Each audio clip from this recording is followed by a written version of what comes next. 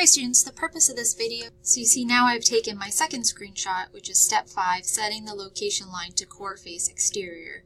I still need to draw the red box around the command that I completed. So one thing you can do is you can click on the box from above, hit Control-C on your keyboard, and then Control-V. So Control-C copies and Control-V pastes.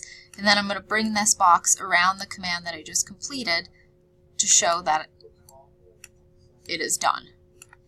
And I'm going to do the same thing I did up here, where I do Control-C, Control-V, and I have to also put it around my username at the top of the screen.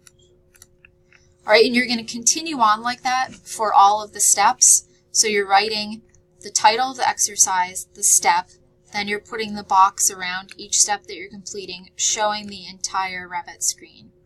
In some cases you have to show me dimensions, so you may need to zoom in on your drawing.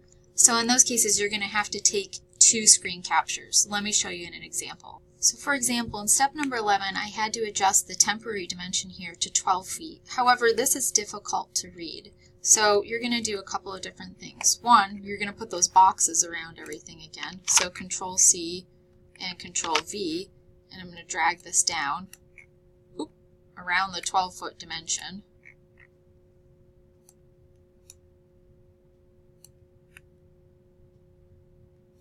And I'm just going to expand this a little bit because I made it so thick that it's hard to read. And then I also need to put the box around the top to show that I am the one who authored this drawing.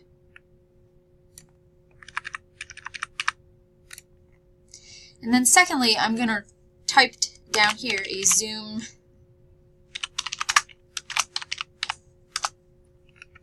in view, or zoomed in, and I'm going to go over to my Revit file and I'm going to zoom in a little bit on that dimension so I can read it even easier. So now I'll take a screenshot showing that 12 feet. And you can reduce the size of this just by dragging one of the grips at the corner. So now I can read that 12 feet a little bit easier. And then you can go ahead and you can put that red box around the 12-foot dimension. So these zoomed in images, you can use them, but first you have to show me the entire Revit screen so that I can always read that you authored the file at the top.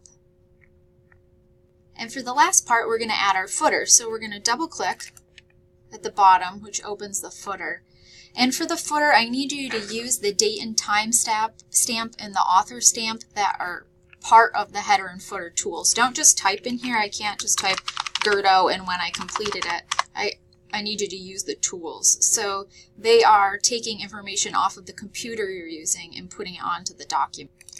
So what we're going to do is for the footer, we are going to insert these 3 blank columns. And then in this column, we're going to put document info, the author. In this column, I'm going to put the file name. And then in this column, I'm going to put the date and time stamp, which is right here, date and time. Okay, and then you can close that, and that puts it on every single document.